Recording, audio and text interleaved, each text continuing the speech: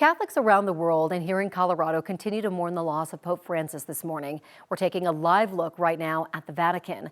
The 88-year-old head of the Catholic Church died of a stroke that put him in a coma and led to heart failure. Francis will be remembered for preaching peace and acceptance, reforming the church by embracing the struggles of migrants, the LGBTQ community, and addressing climate change. He was born in Argentina and was the first Latin American pope. Plans are now being set at the Vatican for the days following the Pope's death, and many people are wondering what comes next. Christy Cobb with the University of Denver joins us today to break it all down. Thank you so much for coming in. Thanks for having me. Appreciate it. Before we talk about what's next, what is the legacy that Pope Francis left behind? I think Pope Francis leaves behind a legacy of love and of care for the poor, the oppressed, the marginalized. He also really cared for the environment. And so he really leaves behind this, this legacy of love. Yeah. So now we're in this period of mourning. What happens during this time frame? So his body will be moved to St. Peter's Basilica, and mourners can come really from all over the world in order to pay their respects for him in that time. He has asked for a simpler casket than typical, and so his body will be laid in that sort of simple casket, and Catholics and other Christians, or really anyone, can come and pay their respects to him. So we learned overnight that the Pope's funeral will take place this Saturday, but Pope Francis decided that he would be buried outside of Vatican City as well. Yes, he did. He chose the Basilica of St. Mary Major, which is a unique choice. It's many of his predecessors, other popes, are married in the crypt and St. Peter's.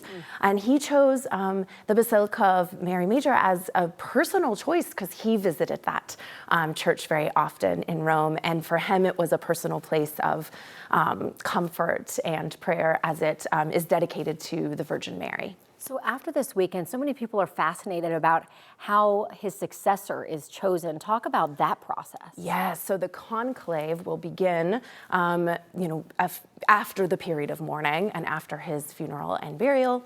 And the conclave is a secretive process where the cardinals from all around the world come together, and they are locked in. Conclave means locked room in the Sistine Chapel. And in that procedure, they write down names of cardinals that they think they would like to be chosen as pope, and a vote happens. So during that procedure, the Vatican also puts smoke up from the Vatican to let the crowd know and the world know if a new pope has been chosen. That is so fascinating. What does it take for someone to even be eligible to be pope?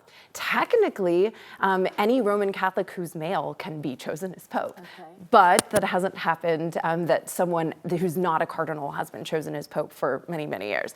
And so recently it's been only a cardinal that's appointed who would be chosen as pope. Does Pope Francis, did he have any say before he passed away, or is that like a no-no? Yeah, no, he did. I mean, in some ways. So he appointed cardinals from around the world that will be able to cast their vote in the conclave.